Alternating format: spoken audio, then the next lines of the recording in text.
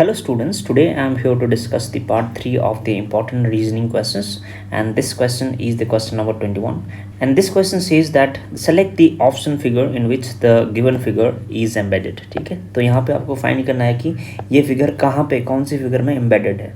तो अगर आप ऑप्शंस देखोगे तो ऑप्शन बी में आपको मिलता है ये फिगर। ठीक है, so this is the embedded figure, so answer is B.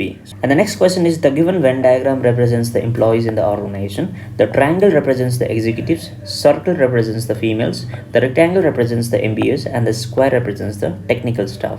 The numbers given in the diagram represent the number of persons in that particular category. तो यहाँ पे बहुत सारा executives, females, categories दिया हुआ है। ठीक है, now you'll have to find the female executives are there in the organization. ठीक है, नंबर ऑफ फीमेल एग्जीक्यूटिव्स। तो यहाँ पे you just need to find the female, which figure represents the female, just find that out. You'll find that the circle represents the female, so this circle represents the female. Now you'll find the executives, which part represents the executive? ठीक है, triangle represents the executive, so this is the triangle. So female executive means this part, right? So the answer is C. ठीक है, 5 is the female executives. Next question is select the number that can replace the question mark in the following series. ठीक है, यहाँ पे question mark कौन C option replace करता है आपको फाइंड करना है। In this question you need to find what comes in the question mark. So if you see the pattern you will find that 17 to 21 is +4। ठीक है, 21 to 30 is +9, है ना। 30 to 46 is +16 and 46 to 71 is how much 25, and यहाँ पे कितना होगा 36। ठीक है, तो यहाँ पे एक लॉजिकल पैटर्न फॉलो हो रहा है ना, 2 square 3 square 4 square 5 square 6 square. तो 71 + 36 इज हाउ मच 107। ठीक है, so this type of question is asked, so answer is D. Next important question is 4 letter clusters have been given, out of which 3 are alike in some manner while 1 is different. Select the odd one cluster. ठीक है, तो यहाँ पे odd find करना है। यहाँ पे NMSH दिया हुआ है। ठीक है, एंड यहाँ पे आपको मिलेगा DWIR। ठीक है, BYGT एंड लास्ट है FVKO। ठीक है, तो अगर यहाँ पे पैटर्न आप नोटिस करोगे तो N एंड M क्या है, अपोजिट वर्ड है। ठीक है, NM एंड SH ये भी अपोजिट वर्ड है। ठीक है, एंड DW ये भी अपोजिट वर्ड है, एंड IR भी अपोजिट वर्ड है। ठीक है, तो ऐसे आपको पैटर्न फाइंड करना है, एंड BY भी अपोजिट वर्ड है। ठीक है, एंड GT भी अपोजिट वर्ड है, लेकिन यहाँ पे कोई अपोजिट वर्ड नहीं मिलेगा आपको। ठीक है, अपोजिट कैसे है, लेट्स से इफ़ यू राइट ABCDEFGHIJKLM। ठीक है, उसके बाद NMOPQRSTUVWXYZ। ठीक है, तो ऐसे अगर आप लिखते जाओगे तो यहाँ पे अपोजिट कैसे मिलेगा आपको, M to N। ठीक है, A to Z, B to Y, C to X, D to W। तो ऐसे करके आपको अपोजिट वर्ड फाइंड करना है। तो इसी तरह का ये क्वेश्चन है। Next important question is 3 of the following are same in particular way, find the odd one। ठीक है, तो आपको यहाँ पे odd one फाइंड करना है। तो ये तो इजी क्वेश्चन हो गया आपके लिए। ठीक है, तो आंसर क्या होगा, यहाँ पे कैपिटल्स दिया हुआ है। ठीक है, तो स्टेट्स का कैपिटल दिया हुआ है, तो अगरतला त्रिपुरा का कैपिटल है, एजवाल मिजोरम का कैपिटल है, Guwahati is not the capital of Assam, in fact the capital of Assam is, Assam का कैपिटल क्या है, दिसपुर है। ठीक है, many people gets confused about this fact, and Nagaland का कैपिटल कोहिमा है। ठीक है, तो आंसर क्या होगा, सी होगा यहाँ पे। ठीक है, तो this is an important question. And next important question is study the following figure and answer the following questions. ठीक है, तो यहाँ पे एक क्वेश्चन दिया हुआ है, इसमें से आपको आंसर करना है कि circle represents the artist, rectangle represents the dancers, triangle represents the engineers, how many engineers are neither artists nor dancers। ठीक है, तो यहाँ पे आपको engineers फाइंड करना है पहले। तो engineers क्या रिप्रेजेंट करता है, ट्राइंगल रिप्रेजेंट्स द इंजीनियर। ठीक है, तो ये जो ट्राइंगल है ये इंजीनियर रिप्रेजेंट कर रहा है।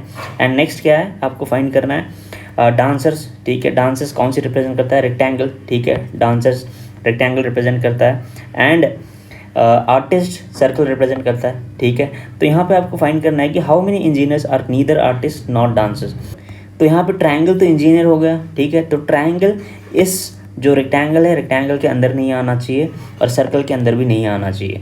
That means that number will come in this position. ठीक है, so this is the answer. 2 is the engineers who are neither artist not dancers. ठीक है, so answer is C. Next important question is a person has to walk 6 kilometers to the south of the point T to reach Kenvy's house, ठीक है, and from point Q one has to walk 10 kilometer towards the north and then turn 45 degree towards the west and walk 6 kilometer to reach the point T, ठीक है. What is the total distance between T and Q. तो यहाँ पे T and Q के बीच में आपको distance find करना है.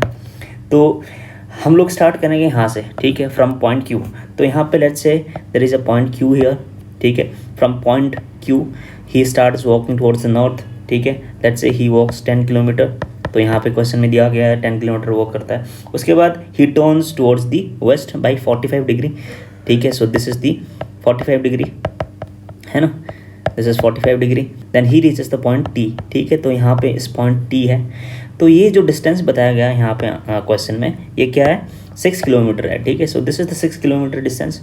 एंड यहाँ पे साउथ में 6 किलोमीटर रीच करना है. But this point is not relevant since the question only asked the distance between T and Q. तो टी एंड क्यू में तो डायरेक्टली आपको डिस्टेंस मिल ही गया. सो ये डिस्टेंस 10 है, ये 6 है. आंसर इज 10 + 6 = 16, ठीक है. Answer is A.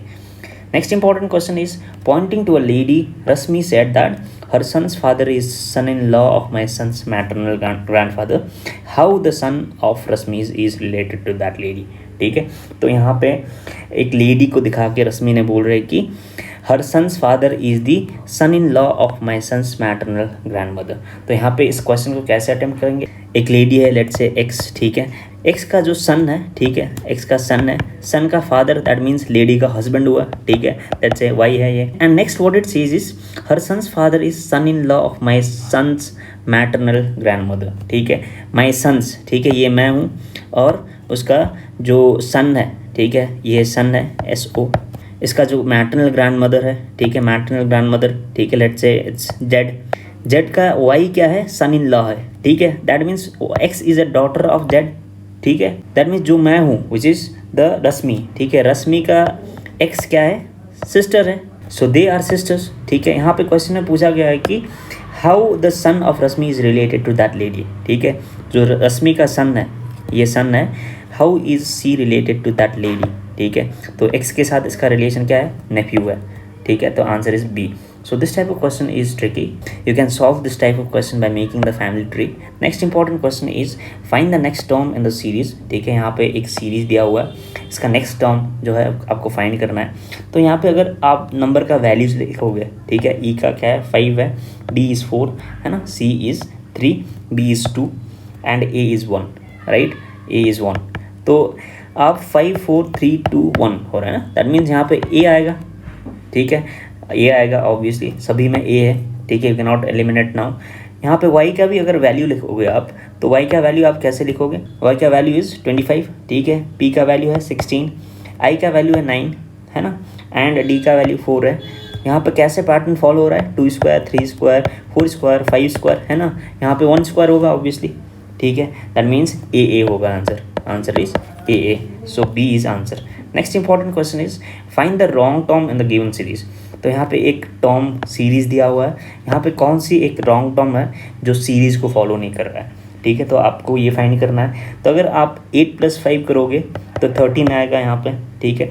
13 प्लस कितने करोगे, 10 करोगे तो 23 आएगा, ठीक है. 23 प्लस कितने करोगे, 15 करोगे तो 38 आएगा, है ना. एंड 38 प्लस कितने करोगे, 20 करोगे तो 58 आएगा.